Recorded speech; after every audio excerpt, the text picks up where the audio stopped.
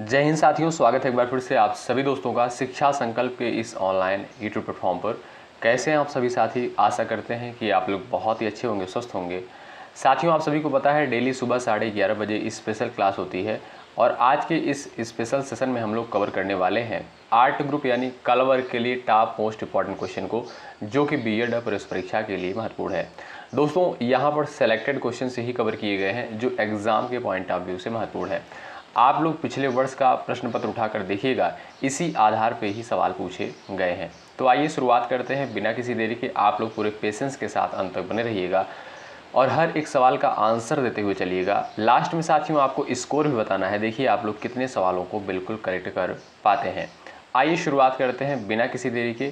और ये रहा आपके सामने पहला सवाल और सभी साथियों का आंसर आना चाहिए।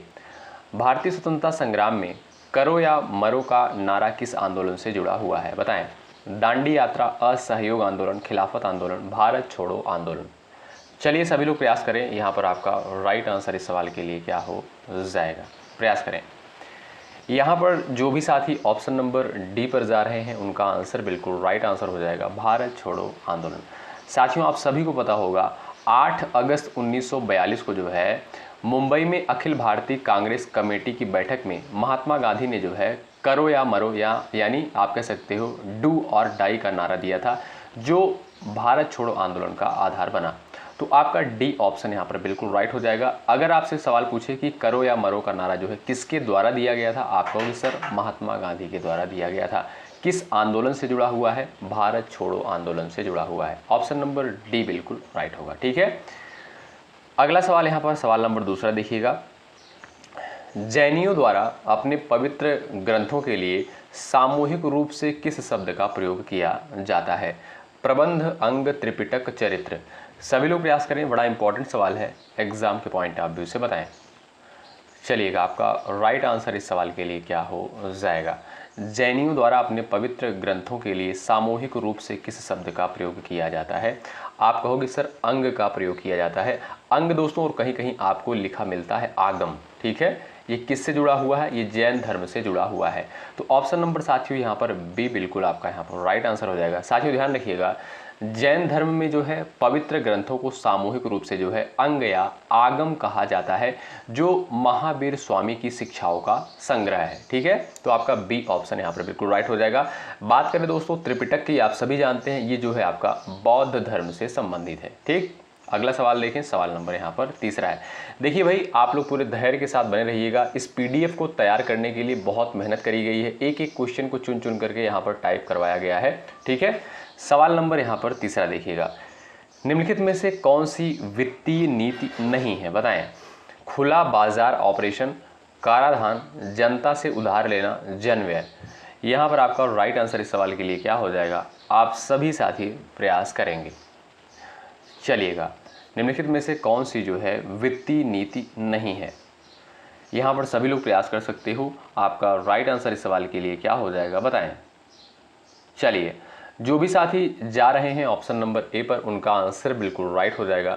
अगर आपसे पूछे इनमें से जो है आपका वित्तीय नीति जो है कौन सा नहीं है, आप कहोगे सर खुला बाजार ऑपरेशन।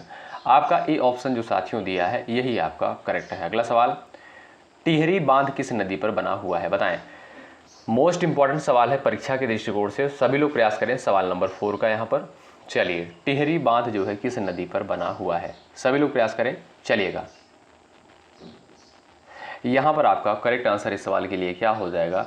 सभी साथी प्रयास करेंगे। यहाँ पर जो भी साथी ऑप्शन नंबर बी पर क्लिक कर रहे हैं वो भाई बिल्कुल होशियार है, उनका आंसर बिल्कुल राइट हो जाएगा। साथियों ध्यान रखिएगा, टिहरी बांध दोस्तों याद रखिएगा, टिहरी बांध जो है उत्तराखंड में भागीरथी नदी पर बना हुआ है और यह भारत के सबसे ऊंचे बांधों में से एक है। ठीक है, तो आपका बी ऑप्शन जो है बिल्कुल सटीक और सही आंसर हो जाएगा इस सवाल के लिए। भाई जो भी साथी क्लास में जुड़ चुके हैं, एक बार सभी लोग सेशन को शेयर कर दें और लाइक की संख्या आप लोग बढ़ाते चलें। आपके लिए मेहनत किया जा रहा है, आपका कर्तव्य बनता है। सेशन को ज़रूर से ज़रूर लाइक करें और जो भी साथी चैनल पर नए हैं जुड़ सकते हैं, सब्सक्राइब करके बेल आइकन को प्रेस कर सकते हैं अगर ये चीज़ें आपको बेहतर लग रही हैं। सवाल नंबर 5 क्या कहता है, देखें ध्यान से। किस देश के साथ भारत की सबसे लंबी अंतर्राष्ट्रीय सीमा लगी हुई है? नेपाल, पाकिस्तान, चीन और आपका दिया है बांग्लादेश।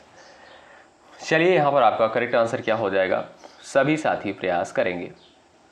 बताएं किस देश के साथ भारत की सबसे लंबी अंतर्राष्ट्रीय सीमा लगी हुई है, बताइए। चलिए भाई,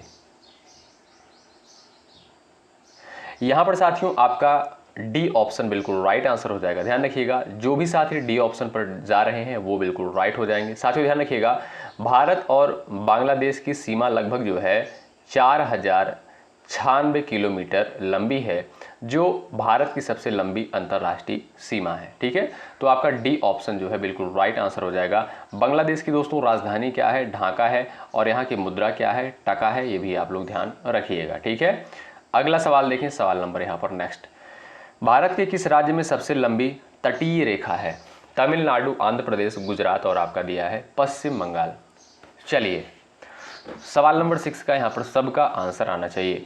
भारत के किस राज्य में सबसे लंबी तटीय रेखा है, सभी साथी यहाँ पर प्रयास करेंगे। आपका राइट और सटीक आंसर क्या हो जाएगा, यहाँ पर सभी लोग प्रयास करें।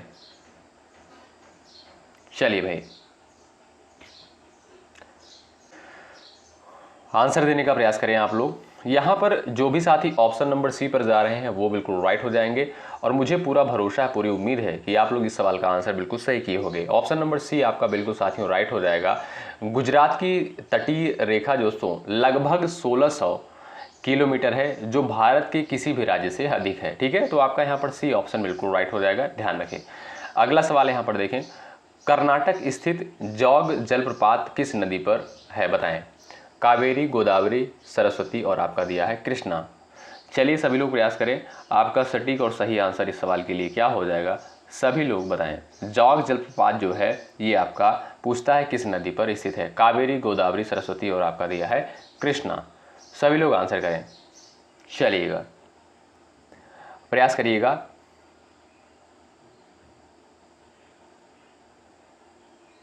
चलिए यहाँ पर जो भी साथी जा रहे हैं, यहाँ पर ऑप्शन नंबर आपका कौन सा राइट हो जाएगा। यहाँ पर देखिएगा ऑप्शन में कुछ गड़बड़ी लग रही है भाई, क्यों। तो साथियों यहाँ पर ऑप्शन में जो है कोई गलती नहीं है, ध्यान रखिएगा। ऑप्शन नंबर आपका यहाँ पर सी बिल्कुल राइट हो जाएगा, सरस्वती। ठीक है, और ऑप्शन में कभी कभी आपको देखने को मिल सकता है शरावती नदी, कौन सी, शरावती। इसे दोस्तों शरावती नाम से भी जानते हैं, ये भी आप लोग ध्यान रखिएगा। ठीक है, तो कर्नाटक स्थित जौग जलप्रपात जो है कहाँ पर, किस नदी पर स्थित है, आप कहोगे सर सरस्वती नदी पर। ऑप्शन नंबर आपका यहाँ पर सी जो दिया है बिल्कुल राइट आंसर हो जाएगा। और साथियों यदि आपसे पूछा जाए ये जलप्रपात जो है, अगर आपसे पूछे कि इसकी ऊंचाई कितनी है, आप कहोगे सर 255 मीटर ऊंचा है। ठीक है, अगला सवाल देखें, सवाल नंबर यहाँ पर 8वां आपके स्क्रीन पर लग चुका है, सभी साथी आंसर करें। निम्नलिखित में से किस प्रकार का बाजार कीमतों को नियंत्रित करने में असमर्थ रहता है, बताएं। आपका सही आंसर इस सवाल के लिए क्या हो जाएगा, सभी साथी प्रयास करें। चलिए भाई, और राइट आंसर आपका क्या हो जाएगा, निम्नलिखित में से किस प्रकार का बाजार कीमतों को नियंत्रित करने में असमर्थ रहता है। एकाधिपत्य, पूर्ण स्पर्धा, अल्पाधिकार, एकाधिकार प्रतियोगिता, बताएं। चलिएगा यहां पर आपका राइट आंसर क्या हो जाएगा, आप सभी साथी प्रयास करें। चलिए यहां पर देखिएगा साथियों, आपका जो बी ऑप्शन दिया है बिल्कुल राइट आंसर हो जाएगा। ध्यान रखिएगा साथियों, पूर्ण प्रतिस्पर्धा में जो है बाजार में अनेक विक्रेता होते हैं और कोई भी एक कीमतों को नियंत्रित नहीं कर सकता है। तो आपका यहाँ पर बी ऑप्शन जो है बिल्कुल राइट आंसर हो जाएगा, ध्यान रखिए। अगला सवाल क्या कहता है, ध्यान से देखें। निम्नलिखित में से भारत का कौन सा क्षेत्र जो है उष्णकटिबंधीय सदाबहार वन से ढका हुआ है, बताएं। मोस्ट इंपॉर्टेंट सवाल है, सभी साथी प्रयास करें। आपका राइट आंसर इस सवाल के लिए क्या हो जाएगा, बताएं। चलिए निम्नलिखित में से भारत का कौन सा क्षेत्र जो है उष्णकटिबंधीय सदाबहार वन से ढका हुआ है, बताएं। आप कहोगे सर पश्चिमी घाट। ऑप्शन नंबर सी जो दिया है बिल्कुल राइट आंसर हो जाएगा। पश्चिमी घाट में साथियों अधिक वर्षा होने के कारण जो है यहाँ सदाबहार वन पाए जाते हैं। ठीक है, तो आपका सी ऑप्शन जो है बिल्कुल करेक्ट हो जाएगा, ध्यान रखिएगा। भाई लाइक की संख्या आप लोग बढ़ाते चलें, इसमें कोई कमी नहीं होनी चाहिए। और जो भी साथी चैनल पर नए हैं सब्सक्राइब करके बेल आइकन को प्रेस कर लें। निश्चित रूप से साथियों यहाँ से आपको हेल्प मिलेगी। अगर आपको चीज़ें बेहतर लग रही हैं तो कर सकते हैं, नहीं तो फिर कोई बात नहीं। अनुच्छेद 352 का संबंध जो है किससे है, बताएं। अनुच्छेद 352 356, 360, बड़ा इंपॉर्टेंट है आर्टिकल ये एग्जाम के पॉइंट ऑफ व्यू से, बताएं। चलिए यहाँ पर दोस्तों बात करें अगर हम राष्ट्रीय आपात की, तो आप कहोगे सर 352 के तहत है, ठीक। वित्तीय आपात की बात करें तो अनुच्छेद 360 के तहत है। राष्ट्रपति शासन की बात करें तो आप कहोगे सर 356 के तहत है, ठीक है। तो इन तीनों अनुच्छेद को जो है आप लोग रट लीजिएगा, क्योंकि बड़ा इंपॉर्टेंट है, कई बार परीक्षा में पूछा गया है, ठीक। अगला सवाल देखें तो हाँ, तो इस सवाल का राइट आंसर क्या हो जाएगा दोस्तों, ऑप्शन नंबर आपका यहाँ पर ए बिल्कुल राइट हो जाएगा, राष्ट्रीय आपात, ठीक है। आइए अगला सवाल देखते हैं। ये रहा आपके सामने सवाल नंबर नेक्स्ट। गैर कानूनी यानी अवैधानिक मुद्रा संग्रहण को नियंत्रित करने के लिए रिजर्व बैंक ऑफ इंडिया ने पोर्टल स्थापित किया था, इसका नाम क्या था, बताएं। चलिए, गैर कानूनी यानी अवैधानिक मुद्रा संग्रहण को नियंत्रित करने के लिए आरबीआई के द्वारा जो है एक पोर्टल स्थापित किया गया था। इस पोर्टल का नाम क्या है, आपको यही बताना है। सहयोग, सहायता, संपर्क और सचेत, 4 ऑप्शन दिए गए हैं। आप सभी साथी यहाँ पर प्रयास कर सकते हो, राइट आंसर क्या हो जाएगा बता सकते हो। चलिए, यहाँ पर जो भी साथी ऑप्शन नंबर डी पर जा रहे हैं वो बिल्कुल यहाँ पर करेक्ट हो जाएंगे। साथियों ध्यान रखिएगा, आपका यहाँ पर डी ऑप्शन बिल्कुल राइट हो जाएगा। साथियों, सचेत पोर्टल जो है 2016 में आरबीआई द्वारा शुरू किया गया था, जिससे जो है जनता अवैध वित्तीय योजनाओं से सावधान रह सके। तो आपका डी ऑप्शन जो है बिल्कुल राइट हो जाएगा, ध्यान रखें, ठीक है। साथियों, आरबीआई का मुख्यालय कहाँ पर स्थित है और इसके वर्तमान में गवर्नर कौन है, आप लोग जरूर बताइएगा। और आरबीआई की स्थापना कब होती है, कमेंट बॉक्स में जरूर बताइएगा, बड़ा इंपॉर्टेंट है, इसलिए मैं इस सवाल को जो है आपसे बार बार पूछता हूँ। चलिए, राज्यपाल के विवेकाधिकार कहाँ पर सीमित है, बताएं। चलिए, राज्यपाल के विवेकाधिकार जो है कहाँ पर सीमित है, सभी लोग प्रयास करें सवाल नंबर 12 का। चलिए, यहां पर जो है सभी का आंसर आना चाहिए इस सवाल के लिए, बताएं। आप सभी साथी यहां पर आंसर देने का प्रयास करें, आपका राइट आंसर क्या हो जाएगा बताएं। राज्यपाल के विवेकाधिकार कहां पर सीमित हैं। चलिए, यहां पर आपका राइट आंसर क्या हो जाएगा दोस्तों, विधेयकों को स्वीकृति देना। ऑप्शन नंबर आपका डी जो दिया है बिल्कुल करेक्ट आंसर हो जाएगा। ध्यान रखिएगा साथियों, आप कह सकते हो कि विधेयकों की स्वीकृति में जो है राज्यपाल को राष्ट्रपति को भेजने, अस्वीकार करने अथवा अनुमोदन देने का विकल्प होता है। तो आपका डी ऑप्शन यहाँ पर जो दिया है ये आपका बिल्कुल राइट आंसर हो जाएगा। अगला सवाल देखें, देश का प्रथम विधि अधिकारी कौन होता है, बताएं। बड़ा इंपॉर्टेंट क्वेश्चन है, आंसर करें।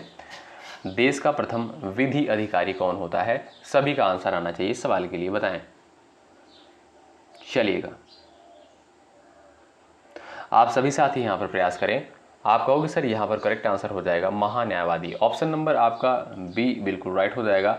और ये किस अनुच्छेद में वर्णित है महान्यायवादी, याद रखिएगा, इसका वर्णन जो है अनुच्छेद 76 में किया गया है। ये आर्टिकल बड़ा इंपॉर्टेंट है, ध्यान रखिएगा इस अनुच्छेद को, ठीक है। तो आपका बी ऑप्शन साथियों यहाँ पर बिल्कुल राइट आंसर हो जाएगा, ठीक है।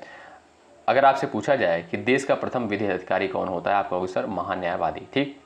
भारत सरकार का जो है सर्वोच्च विधि अधिकारी महान्यायवादी होता है, जो भारत को कह सकते हो जो है, जो राष्ट्रपति को जो है विधिक सलाह देता है, ठीक। अगला सवाल देखें, सवाल नंबर यहाँ पर 14 है, ध्यान दीजिएगा। पारंपरिक हिंदू सामाजिक व्यवस्था में जीवन का अंतिम लक्ष्य क्या है, मोक्ष, संन्यास, संतान उत्पत्ति, वर्णाश्रम, धर्म पालन, बताएं। पारंपरिक हिंदू सामाजिक व्यवस्था में जीवन का अंतिम लक्ष्य क्या है, बताइए। सभी लोग प्रयास करें, आपका यहाँ पर राइट आंसर क्या हो जाएगा इस सवाल के लिए, सभी साथी प्रयास कर सकते हो। चलिएगा, बताएं यहाँ पर आपका करेक्ट आंसर क्या हो जाएगा, बताएं।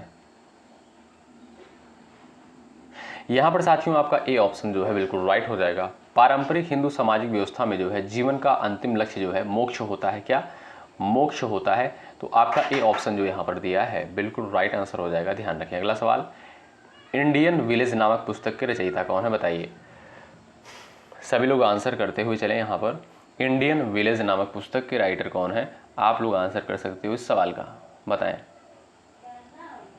चलिए, यहाँ पर आपका सटीक और सही आंसर क्या हो जाएगा, आप लोग आंसर करें। आप कहोगे सर यहाँ पर बी ऑप्शन जो दिया है बिल्कुल राइट आंसर हो जाएगा। इंडियन विलेज नामक पुस्तक के रचयिता हैं SC दुबे, आपका बी ऑप्शन बिल्कुल करेक्ट है। अगला सवाल, सीमांत गांधी किसे कहा जाता था, बताएं। सीमांत गांधी जो है किसे कहा जाता था, सभी लोग प्रयास करें। आपका सही आंसर इस सवाल के लिए क्या होगा, आप लोग बताएं। चलिएगा, सीमांत गांधी जो है किसे कहा जाता था, आप सभी साथी जो है प्रयास कर सकते हो। राइट आंसर इस सवाल का क्या हो जाएगा, बताएं। चलिए, यहाँ पर साथियों आपका राइट आंसर क्या हो जाएगा, खान अब्दुल गफ्फार खान को। ऑप्शन नंबर आपका यहाँ पर सी बिल्कुल करेक्ट। चलिए आगे बढ़ते हैं और सवाल नंबर यहाँ पर अगला है, राजनीतिक संस्थाओं का उद्देश्य क्या है। सही उत्तर बताइए। कानून और व्यवस्था बनाए रखना, सत्ता को लागू करना, राज्य की सत्ता का विस्तार करना, व्यक्ति की श्रेष्ठ सेवा करना। बताएं, राजनीतिक संस्थाओं का जो है उद्देश्य क्या है, सभी लोग प्रयास करें भाई। यहाँ पर आपका राइट आंसर क्या हो जाएगा, बताएं। सवाल नंबर 17 का सब लोग आंसर करें फटाफट स्पीड के साथ। आपका डी ऑप्शन यहाँ पर बिल्कुल राइट हो जाएगा। साथियों ध्यान रखें, आप कहोगे सर राजनीतिक संस्थाओं का जो उद्देश्य होता है, आप कहोगे सर व्यक्ति की श्रेष्ठ सेवा करना। आपका डी ऑप्शन यहाँ पर बिल्कुल राइट हो जाएगा। ध्यान रखें। अगला सवाल यहाँ पर देखें, सवाल नंबर 18, दर्शन शास्त्र में जो है दर्शन शब्द की उत्पत्ति किस धातु से हुई है, बताएं। चलिए, दर्शन शब्द की उत्पत्ति जो है किस धातु से हुई है, आप लोग प्रयास करिएगा। आपका राइट आंसर इस सवाल के लिए क्या हो जाएगा, बताएं। चलिए, आप कहोगे सर ए ऑप्शन बिल्कुल राइट हो जाएगा। दृश्य,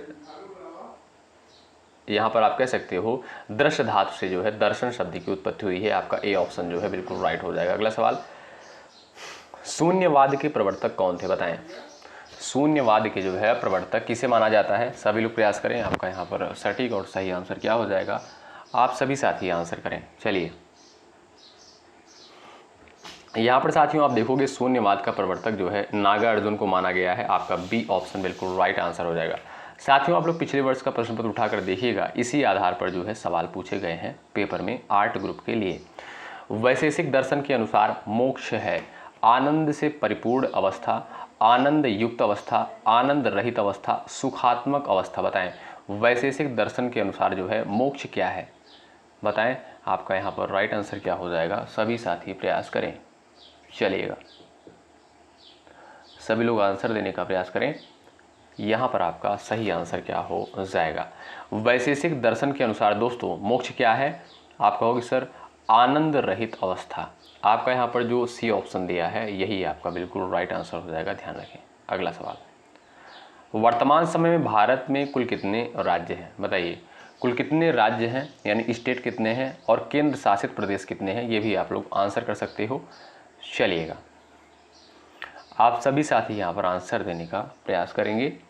चलिए, यहाँ पर साथियों आपका बी ऑप्शन बिल्कुल राइट हो जाएगा। वर्तमान समय में जो है कुल 28 राज्य हैं, ठीक है, और 8 जो है आपके केंद्र शासित प्रदेश हैं, यानी यूनियन टेरिटरी, ठीक है। तो आपका यहाँ पर बी ऑप्शन बिल्कुल राइट हो जाएगा। अगला सवाल क्या कहता है, किसने लिखा जो है if music be the food of love play on, किसके द्वारा लिखा गया, बताएं। चलिए, सभी लोग प्रयास करें। यहाँ पर आपका करेक्ट आंसर क्या हो जाएगा, बताएं। चलिएगा,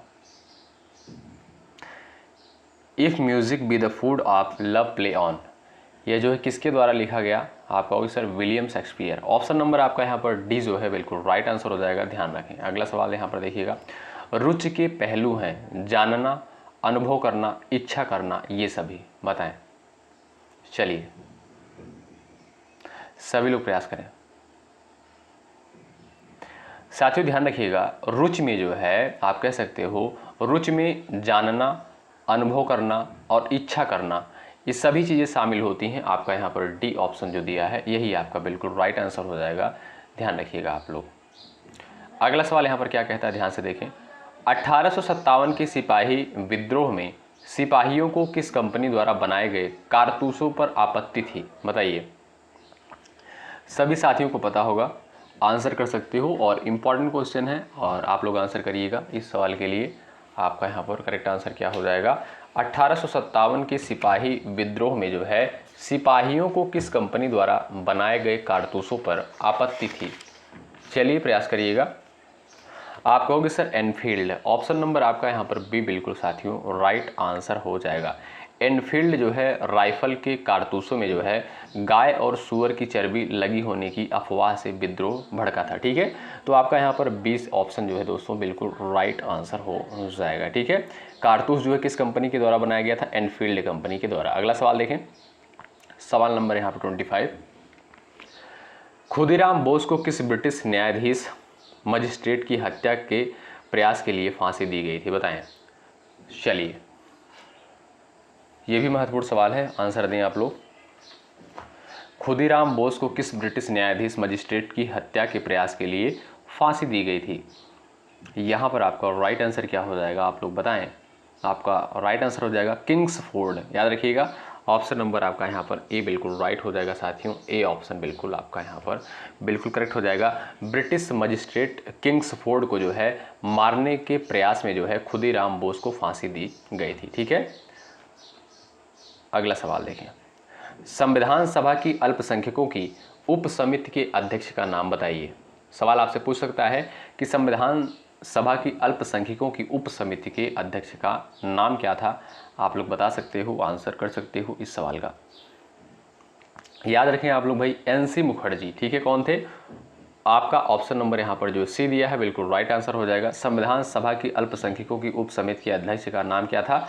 एनसी मुखर्जी। आपका सी ऑप्शन बिल्कुल यहाँ पर करेक्ट है। अगला सवाल ये रहा आपके सामने, क्या कहता है? ध्यान से आप लोग देखें और आंसर देने का प्रयास करें।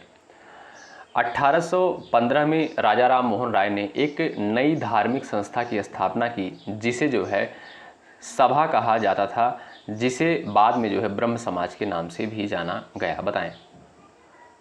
एक बार क्वेश्चन को आप लोग पढ़ लें, तब आप अच्छे से समझ सकते हैं और उसके बाद आप लोग आंसर करें। सवाल नंबर 27 का। भाई देखिए, पूरे धैर्य के साथ आप लोग अंत तक बने रहिएगा और अंत में आप लोग स्कोर ज़रूर बताइएगा। चलिए, यहाँ पर आपका सही आंसर क्या हो जाएगा इस सवाल के लिए बता सकते हो, आप लोग आंसर कर सकते हो। साथियों ध्यान रखिएगा, आपका राइट आंसर यहाँ पर क्या हो जाएगा? Option number A. 1815 में राजा राम मोहन राय ने जो है एक नई धार्मिक संस्था की स्थापना की जिसे जो है आत्मीय सभा कहा जाता था, जिसे बाद में दोस्तों ब्रह्म समाज के नाम से भी जाना गया। ठीक है, तो आपका यहाँ पर ए ऑप्शन जो दिया है यही आपका बिल्कुल राइट आंसर हो जाएगा, ध्यान रखिएगा आप लोग। अगला सवाल देखते हैं। स्वामी विवेकानंद द्वारा जो है 1897 में शुद्धि आंदोलन शुरू किया गया था, तत्वबोधिन सभा की स्थापना की गई थी, रामकृष्ण मिशन की स्थापना की गई थी, सर्वोदय भूदान आंदोलन शुरू किया गया था। चलिए प्रयास करें सभी लोग, यहाँ पर आपका करेक्ट आंसर क्या हो जाएगा बताएं। चलिए एक बार सभी साथी यहाँ पर प्रयास करिएगा, आपका राइट आंसर इस सवाल के लिए क्या हो जाएगा बताएं। यहाँ पर जो भी साथी ऑप्शन नंबर 3 पर जा रहे हैं वो बिल्कुल यहाँ पर राइट हो जाएंगे। ठीक है भाई, ऑप्शन नंबर आपका 3 राइट हो जाएगा। स्वामी विवेकानंद द्वारा साथियों 1897 में जो है रामकृष्ण मिशन की स्थापना करी गई थी। आपका सी ऑप्शन जो है यहाँ पर बिल्कुल राइट हो जाएगा, ध्यान रखें। अगला सवाल देखें यहाँ पर क्या कहता है। यहाँ पर भी आपको जो है खाली स्थान को भरना है। 1795 और 1804 में जो है बंगाल विनियम अधिनियमों ने जो है क्या घोषित किया? सती प्रथा को अवैध घोषित किया, कन्या हत्या को अवैध घोषित किया, विधवा पुनर्विवाह को वैध घोषित किया, बाल विवाह को अवैध घोषित किया। बताएं। एक बार सवाल को आप लोग पढ़ें और आंसर देने का प्रयास करें। चलिए आपका सटीक आंसर यहाँ पर क्या हो जाएगा बताएं। आपका राइट आंसर इस सवाल के लिए क्या हो जाएगा, आंसर करें सभी साथी। चलिए यहाँ पर जो भी साथी जा रहे हैं ऑप्शन नंबर बी पर, उनका आंसर बिल्कुल राइट हो जाएगा। साथियों ध्यान रखिएगा, 1795 और 1804 में जो है बंगाल विनियम अधिनियमों ने जो है कन्या हत्या को अवैध घोषित किया। आपका बी ऑप्शन जो दिया है बिल्कुल आपका यहाँ पर सटीक और सही आंसर हो जाएगा इस सवाल के लिए। अगला सवाल देखें यहाँ पर क्या कहता है, ध्यान से देखें भाई। बक्सर के युद्ध के बाद जो है कहाँ के नवाब ने इलाहाबाद और कोरा को मुगल सम्राट को सौंप दिया, जो ब्रिटिश सेना की संरक्षा के अंतर्गत आया था? बताएं। चलिए भाई, अच्छा कुछ क्वेश्चन आपको बहुत अटपटे लग रहे होंगे, लेकिन भाई क्या कर सकते हैं। देखिएगा साथियों, जो पेपर में सवाल बनते हैं ऐसा नहीं कि सारे क्वेश्चन सिंपल ही होते हैं और ऐसा भी नहीं है कि सारे क्वेश्चन टफ होते हैं, ठीक है। तो मिक्स क्वेश्चन होते हैं, लेकिन ज़्यादातर जो प्रश्न पूछे जाते हैं वो सामान्य लेवल के ही प्रश्न होते हैं। चलिए बताएं, यहाँ पर आपका सही आंसर क्या हो जाएगा इस सवाल के लिए, आप लोग प्रयास कर सकते हो, बताएं। यहाँ पर जो भी साथी जा रहे हैं ऑप्शन नंबर डी पर, उनका आंसर भाई बिल्कुल राइट हो जाएगा। बड़े होशियार है भाई वो लोग। बक्सर के युद्ध के बाद जो है कहाँ के नवाब ने इलाहाबाद और कोरा को मुगल सम्राट को सौंप दिया, जो ब्रिटिश सेना की संरक्षा के अंतर्गत आया था? तो आप कहोगे सर अवध। ऑप्शन नंबर आपका यहाँ पर डी बिल्कुल राइट होगा। अगला सवाल देखिए, सवाल नंबर यहाँ पर क्या कहता है, ध्यान से देखें। मैकमोहन रेखा चीन के तिब्बती क्षेत्र और भारत के उत्तरी पूर्व क्षेत्र के बीच की सीमा रेखा है, जिसे ब्रिटिश औपनिवेशिक प्रशासन हेतु होते हुए जो है मैकमोहन ने 1914 में किस संधि पत्र में प्रस्तावित किया था? बताएं। थोड़ा अच्छा क्वेश्चन है, आप लोग प्रयास करिएगा। यहाँ पर आपका करेक्ट आंसर क्या हो जाएगा, आप लोग बताएं। चलिए साथियों, आर्ट ग्रुप में ऐसे देखेंगे आप लोग, ऐसे ही सवाल पूछे जाते हैं, इसीलिए हम आपसे कहते हैं कि आप लोग हिंदी पर ज़्यादा फोकस करिए, और जो 50 प्रश्न आपके जीके जीएस में पूछे जाते हैं फर्स्ट पेपर में, उस पर फोकस करिए, और आप लोग रीजनिंग हिंदी को बेहतर तरीके से तैयार करें, ठीक है, प्रैक्टिस करें खूब। तो यहाँ पर आपका राइट आंसर क्या हो जाएगा इस सवाल के लिए, आप लोग बताएं। चलिए यहाँ पर जो भी साथी जा रहे हैं ऑप्शन नंबर बी पर, उनका आंसर बिल्कुल राइट हो जाएगा, ठीक है भाई।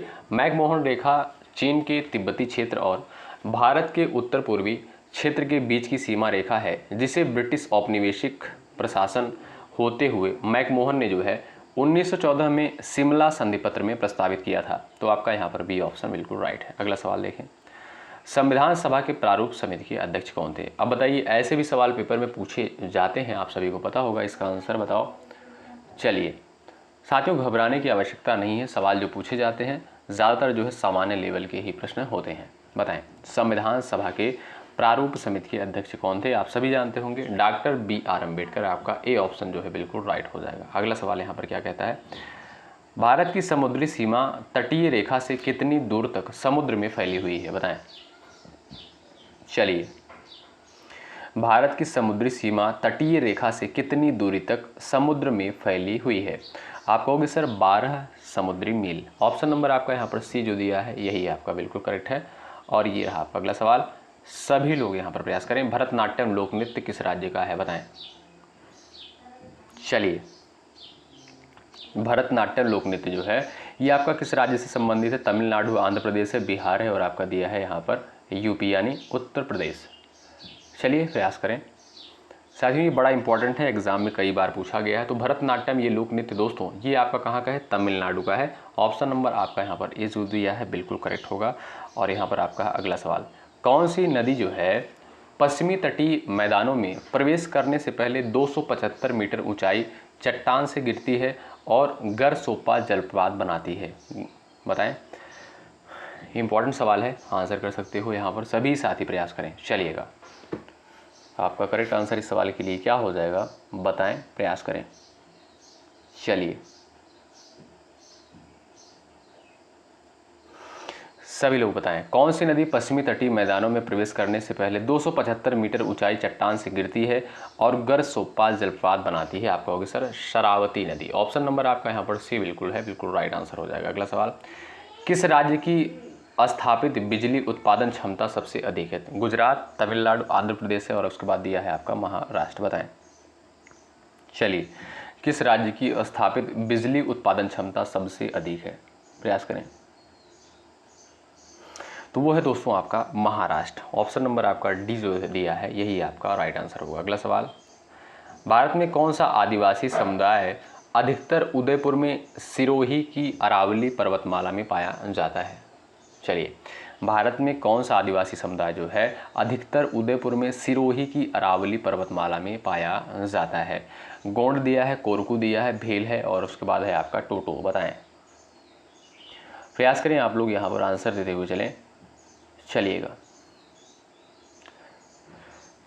यहाँ पर आपका साथियों सी ऑप्शन जो है बिल्कुल राइट आंसर हो जाएगा। भारत में जो है कौन सा आदिवासी समुदाय अधिकतर उदयपुर में सिरोही की अरावली पर्वतमाला में पाया जाता है? तो वो है आपका दोस्तों भेल।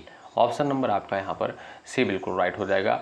भील जो है आपका एक आदिवासी समुदाय है। अगला सवाल देखें यहाँ पर, माउंट किलिमंजारो में स्थित एक निष्क्रिय ज्वालामुखी, बताएं माउंट किलिमंजारो जो है कहाँ पर स्थित एक निष्क्रिय ज्वालामुखी है। चलिए सभी लोग यहाँ पर प्रयास करेंगे। तंजानिया है, कीनिया है, इथियोपिया है, उसके बाद आपका दिया है घाना। बताएं सही आंसर आपका क्या हो जाएगा इस सवाल के लिए, प्रयास करिएगा। आपका राइट आंसर क्या हो जाएगा दोस्तों, बताएं। चलिए यहाँ पर आपका साथियों जो ए ऑप्शन दिया है बिल्कुल राइट आंसर हो जाएगा तंजानिया। ठीक है साथियों, यह जो है अफ्रीका की सबसे ऊंची चोटी है और एक निष्क्रिय ज्वालामुखी है। ठीक है, तो आपका ए ऑप्शन यहाँ पर बिल्कुल राइट होगा। अगला सवाल यहाँ पर देखिएगा, लोकसभा या विधानसभा चुनाव में खड़े होने के लिए उम्मीदवार की आयु कम से कम कितना होना चाहिए, बताओ। चलिए लोकसभा या विधानसभा चुनाव में खड़े होने के लिए उम्मीदवार की आयु कम से कम कितने वर्ष होनी चाहिए, प्रयास करें। 23 वर्ष, 21 वर्ष, 25 वर्ष, उसके बाद दिया है आपका 18 वर्ष। आप लोग प्रयास करें। यहाँ पर आपको राइट आंसर क्या हो जाएगा इस सवाल के लिए, आपका होगा सर 25 ईयर। ठीक है, आपका सी ऑप्शन बिल्कुल करेक्ट है। और यहाँ पर है आपका दोस्तों अगला सवाल, जवाब करें। कौन सा मंदिर जो है एलोरा महाराष्ट्र में स्थित एक प्राचीन हिंदू मंदिर है जो चट्टानों को काटकर बनाए गए सबसे बड़े मंदिरों में से एक है, बताएं। चलिए यहाँ पर आपका जो है सही आंसर क्या हो जाएगा इस सवाल के लिए, प्रयास करिएगा। आपका यहाँ पर राइट आंसर क्या हो जाएगा, बताएं। चलिए कौन सा मंदिर एलोरा महाराष्ट्र में स्थित एक प्राचीन हिंदू मंदिर है जो चट्टानों को काटकर बनाए गए सबसे बड़े मंदिरों में से एक है, तो वो है दोस्तों आपका कैलाश मंदिर। ऑप्शन नंबर आपका डी जो है यहाँ पर सही हो जाएगा। अगला सवाल, चलिए सभी लोग यहाँ पर आंसर देने का प्रयास करें। आप लोग, विश्व संगीत दिवस जो है कब मनाया जाता है, बताएं।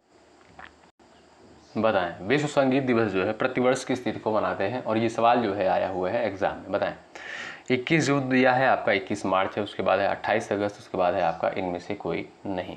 वर्ल्ड म्यूजिक डे जो है प्रतिवर्ष की स्थिति को मनाते हैं, ध्यान रखें साथियों 21 जून को। आपका ए ऑप्शन जो है यहाँ पर बिल्कुल राइट होगा। अगला सवाल देखें यहाँ पर क्या कहता है, ध्यान से देखिएगा आप लोग। 1815 में राजा राम मोहन राय द्वारा स्थापित किस संगठन में जो है महिलाओं के खिलाफ नकारात्मक परंपराओं, पूर्वाग्रहों और प्रथाओं को हटाने का प्रयास किया? ब्रह्म समाज, आर्य समाज, और उसके बाद दिया है फ्रिंतिकर्सर सोसाइटी यहाँ पर दिया है, और उसके बाद दिया है आपका आत्मीय सभा। बताएं यहाँ पर आपका राइट आंसर क्या हो जाएगा इस सवाल के लिए, प्रयास कर सकते हो। चलिएगा सभी साथी बताएं 1815 में राजा राम मोहन राय द्वारा स्थापित किस संगठन में महिलाओं के खिलाफ नकारात्मक परंपराओं, पूर्वाग्रहों और प्रथाओं को हटाने का प्रयास किया गया? तो आपका होगी सर यहाँ पर राइट आंसर आपका क्या हो जाएगा, एक बार आप लोग प्रयास करें। आपका होगी सर डी ऑप्शन बिल्कुल राइट है, आत्मीय सभा। ठीक है, आपका डी ऑप्शन साथियों यहाँ पर बिल्कुल राइट हो जाएगा। अगला सवाल यहाँ पर देखें आप लोग, स्वतंत्र भारत में पहली बार यहाँ पर जो है मुद्रा विमुद्रीकरण का प्रयास कब हुआ, बताएं। चलिए आप लोग प्रयास करिएगा। यहाँ पर आपका राइट आंसर क्या हो जाएगा, स्वतंत्र भारत में पहली बार मुद्रा विमुद्रीकरण का प्रयास जो है कब हुआ? आपका होगा सर 1978 में। आपका सी ऑप्शन जो दिया है बिल्कुल राइट हो जाएगा। अगला सवाल, मेरियाना खाई यानी मेरियाना गर्त किसके लिए फेमस है, बताएं। मेरियाना गर्त जो है किसके लिए प्रसिद्ध है? आप लोग प्रयास कर सकते हो। यहाँ पर आपका सही आंसर क्या हो जाएगा, बताएं। चलिए सटीक आंसर क्या हो जाएगा साथियों, मेरियाना गर्त जो है ये पृथ्वी पर सबसे गहरे बिंदु के लिए फेमस है। अच्छा, इसकी गहराई दोस्तों कितनी है, आप लोग ध्यान रखेंगे 11,022 मीटर। ठीक है, कितना 11,022 मीटर लगभग जो है इसकी गहराई है, आप कह सकते हो। ठीक है, अगला सवाल देखें यहाँ पर, भारत के केंद्रीय मंत्रिमंडल में अधिकतम कितने मंत्री हो सकते हैं, बताएं। चलिए भारत के केंद्रीय मंत्रिमंडल में अधिकतम कितने मंत्री हो सकते हैं, प्रयास करें आप लोग। सभी साथी आंसर देने का प्रयास करें। भाई लाइक की संख्या बढ़ती रहनी चाहिए, इसमें कोई कमी नहीं होनी चाहिए। चलिए अगर चीज़ें आपको बेहतर लग रही, कंटेंट आपको बेहतर लग रहा है, तो आप सभी साथी जो है चैनल से जरूर जुड़ें और लाइक की संख्या बढ़ा दें। यहाँ पर आपका राइट आंसर क्या हो जाएगा, बताएं। आपका होगा सर भारत के केंद्रीय मंत्रिमंडल में अधिकतम कितने मंत्री हो सकते हैं? लोकसभा की कुल संख्या का 15%। ऑप्शन नंबर ए बिल्कुल राइट। अगला सवाल, किस अधिनियम में एक ऐसा प्रावधान है जो भारत सरकार को भारतीय रिजर्व बैंक को निर्देश जारी करने का अधिकार देता है? बताएं। किस अधिनियम में एक ऐसा प्रावधान है जो भारत सरकार को भारतीय रिजर्व बैंक को निर्देश जारी करने का अधिकार देता है? बताएं। तो यहाँ पर दोस्तों आपका राइट आंसर क्या हो जाएगा, आप सभी दोस्त प्रयास कर सकते हो। चलिए, आरबीआई अधिनियम की धारा 7, ठीक है, आपका डी ऑप्शन यहाँ पर बिल्कुल राइट हो जाएगा, ध्यान रखें। अगला सवाल देखें। गांधी जी ने रविन्द्रनाथ टैगोर को प्रेम से क्या उपाधि दी? कविराज, गुरुदेव, संत बापू? बताएं। चलिए, सभी लोग प्रयास करें। आपका राइट आंसर इस सवाल के लिए क्या हो जाएगा? गांधी जी ने जो है रविन्द्रनाथ टैगोर को प्रेम से क्या कहा था? बताएं। आप कहोगे सर गुरु। ऑप्शन नंबर आपका यहाँ पर बी ऑप्शन राइट हो जाएगा, गुरुदेव या जो है गुरु कहा गया था, ठीक है। और साथियों, रविन्द्रनाथ टैगोर ने जो है गांधी जी को, आप सभी को पता होगा, महात्मा की उपाधि दी थी। किसकी? महात्मा की उपाधि दी थी। अगला सवाल, मोहनजोदड़ो शब्द का अर्थ क्या है? आप सभी दोस्त बता सकते हो, सभी को पता होगा। चलिए, मोहनजोदड़ो शब्द का जो है अर्थ क्या होता है? बताएं। चलिए, सभी लोग प्रयास करें। चलिए, mount of the dead. Mount of the dead, option number आपका बी करेक्ट हो जाएगा। कहीं कहीं आपको देखने को मिलेगा मृतकों का टीला, ठीक है। मोहनजोदड़ो का शाब्दिक अर्थ होता है दोस्तों मृतकों का टीला, याद रखिएगा। अगला सवाल, सिंधु घाटी सभ्यता के बारे में इनमें से कौन सा कथन जो है सत्य है? बताएं। सिंधु घाटी सभ्यता के बारे में इनमें से कौन सा कथन जो है आपका सत्य है? आप लोग प्रयास करिएगा। सिंधु लोग कपास का उत्पादन करने वाले पहले थे। उन्होंने लकड़ी के बक्से में अनाज भंडारित किया। सिंधु घाटी सभ्यता पंजाब, सिंध, बलूचिस्तान, गुजरात, राजस्थान और पश्चिम बंगाल के कुछ हिस्सों को कवर करती है। और इसके बाद आपका दिया है सिंधु लोग कुत्ते, बिल्लियां और घोड़ों को बड़े पैमाने पर पालते थे। बताइए, यहाँ पर जो है आपका सिंधु घाटी सभ्यता से संबंधित कौन सा विकल्प आपका यहाँ पर बिल्कुल राइट हो जाएगा? चलिएगा, यहाँ पर जो भी साथी ऑप्शन नंबर ए पर जा रहे हैं वो बिल्कुल राइट हो जाएंगे। सिंधु लोग कपास का उत्पादन करने वाले पहले थे, यानी प्रथम थे। आपका ए ऑप्शन बिल्कुल राइट। और यह दोस्तों आपका इस सवाल का लास्ट क्वेश्चन। दिल्ली में जो है कुतुब मीनार दुनिया का सबसे ऊंचा ईंट का बना मीनार है। इनमें से कौन से राजा ने इसके निर्माण में योगदान नहीं दिया? चलिए, सभी लोग बताएं आपका सही आंसर क्या हो जाएगा। चलिए, दिल्ली में कुतुब मीनार दुनिया का सबसे ऊंचा ईंट का बना मीनार है। इनमें से कौन से राजा ने इसके निर्माण में योगदान नहीं दिया? तो आपका राइट आंसर हो जाएगा option number C, Alauddin Khalji, ठीक है। आपका सी ऑप्शन साथियों यहाँ पर बिल्कुल करेक्ट हो जाएगा। अब आप लोग ईमानदारी के साथ बताइएगा कि आपने इन 50 सवालों में से जो है आपने कितने सवालों को बिल्कुल राइट किया है, ठीक है। जो भी कला वर्ग के साथी हैं वो लोग इस क्लास को जो है ज़रूर अटेंड करें, जो भी क्लासेस आपको प्रोवाइड करी जा रही है, ठीक है। तो एक बार सभी लोग सेशन को शेयर कर दें और लाइक की संख्या बढ़ा दें। साथियों, अगर आपको चीज़ें बेहतर लग रही हैं तो आप लोग अपना रिस्पॉन्स ज़रूर दें, ठीक है। तो चलिए मिलते हैं आपसे नेक्स्ट क्लास में। मेहनत के साथ आप लोग तैयारी में लगे रहें और रीजनिंग के डेली बेसिस पर कम से कम 2 से 3 प्रैक्टिस सेट आप लोग लगाएं, क्योंकि एग्ज़ाम डेट जो है अब नज़दीक है, ठीक है। तो चलिए मिलते हैं आपसे 3 बजे स्पेशल क्लास में जीके जीएस की। तब तक के लिए बाय बाय, टेक केयर, धन्यवाद, जय हिंद, जय भारत।